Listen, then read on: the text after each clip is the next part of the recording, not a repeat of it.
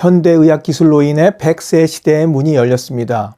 하지만 어느 한 과학자는 인간의 수명이 연장된 것이 아니라 노후의 시간이 그냥 길어졌을 뿐이라고 말합니다. 의학 기술의 발달로 평균 수명은 길어졌지만 그렇다고 노화의 속도까지 늦춘 것은 아니기 때문입니다. 노후를 위협하는 4가지 무시무시한 적이 있습니다.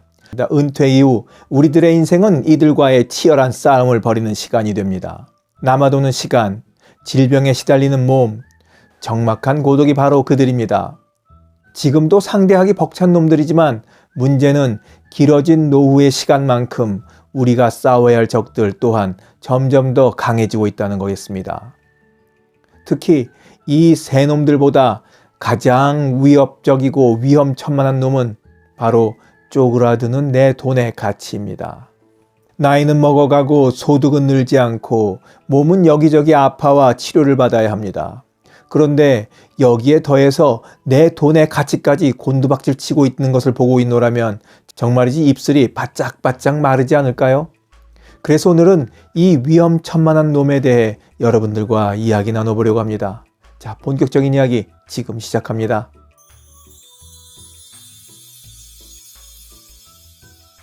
안녕하셨습니까? 함께 깨우치고 함께 성장하는 원더풀 인생 후반전의 파파홍입니다.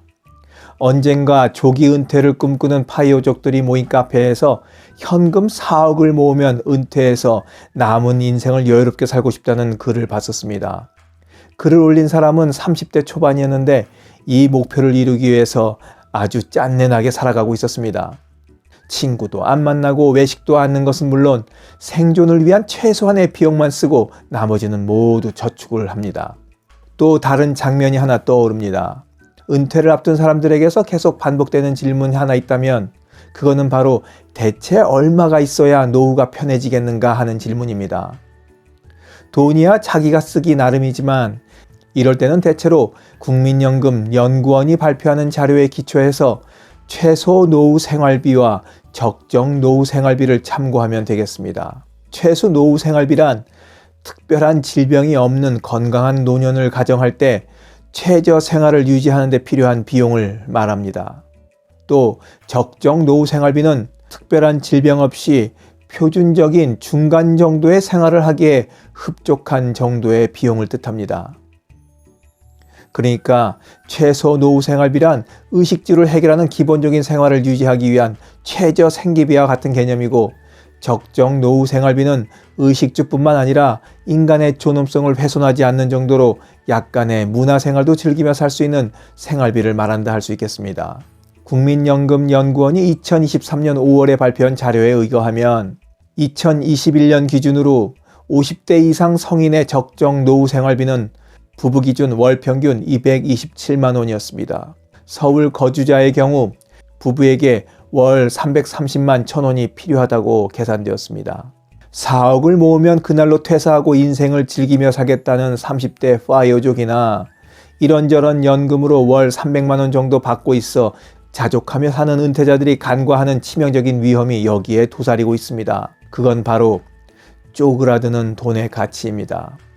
파이어족이 목표로 하는 4억과 수명이 다할 때까지 월 300만 원이 들어오도록 설계해 놓은 연금은 해를 거듭할수록 물가 상승 때문에 가치가 쪼그라들어갑니다.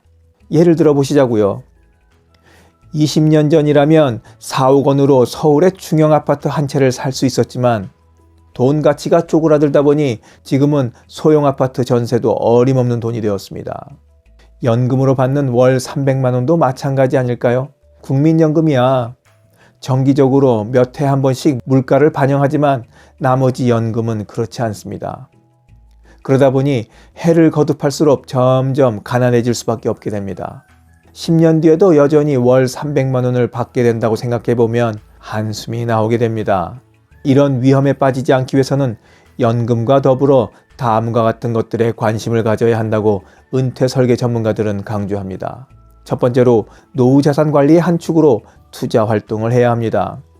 노후에 가난해지지 않으려면 최소한 우리 자산의 가치가 매년 오르는 물가만큼이나 같이 따라 올라가야 합니다. 하지만 저축이나 연금은 소비자 물가 인상률을 따라잡지 못합니다.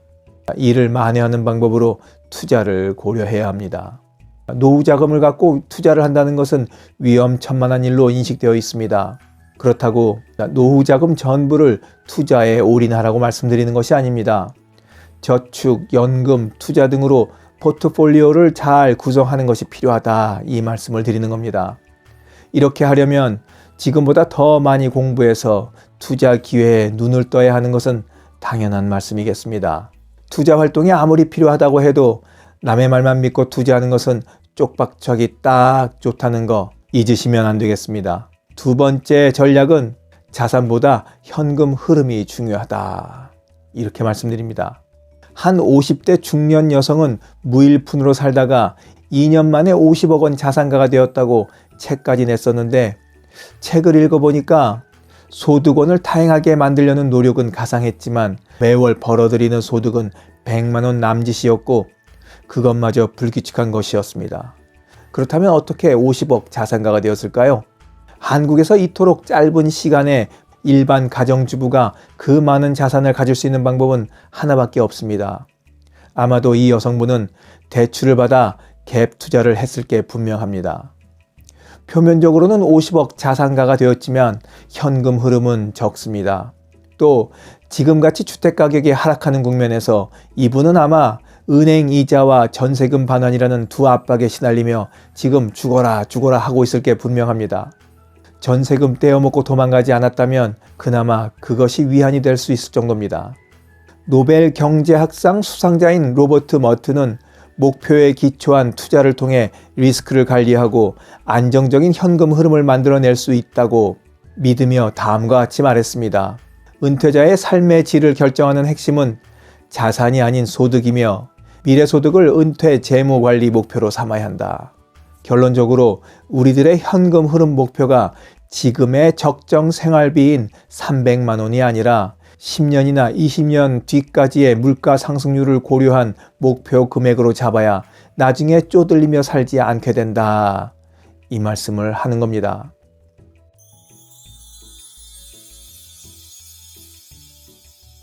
노후 준비를 할 때 매년 발생하는 인플레이션, 즉 물가 상승을 염두에 두고 계획을 짜야 합니다. 그렇지 않으면 우리들은 서서히 가난해지는 길로 들어서게 될 테니까요. 영상을 보신 모든 분들이 은퇴 재무 설계에 어떤 위험 요인도 빠짐없이 잘 챙기시길 바라면서 오늘 이야기 마치도록 하겠습니다. 원더풀 인생 후반전에 먹고 사는 이야기는 계속됩니다. 감사합니다.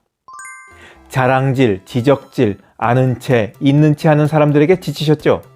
상대방의 얘기 경청하고 익은 벼처럼 겸손한 사람들이 모인 곳이 있습니다. 바로 네이버 카페 실버들의 전성시대입니다. 너무 가깝지도 너무 멀지도 않은 친구가 필요하다면 네이버 카페 실버들의 전성시대로 오시면 됩니다. 아래 댓글란 맨 위에 초대글을 올려놓을 테니까 클릭하고 들어오시면 아주 간단하게 회원가입이 됩니다. 아참, 냉소적이고 비아냥거리고 자기주장 강하고 남 얘기에 이죽거리는 분은 죄송하지만 절대 사양합니다.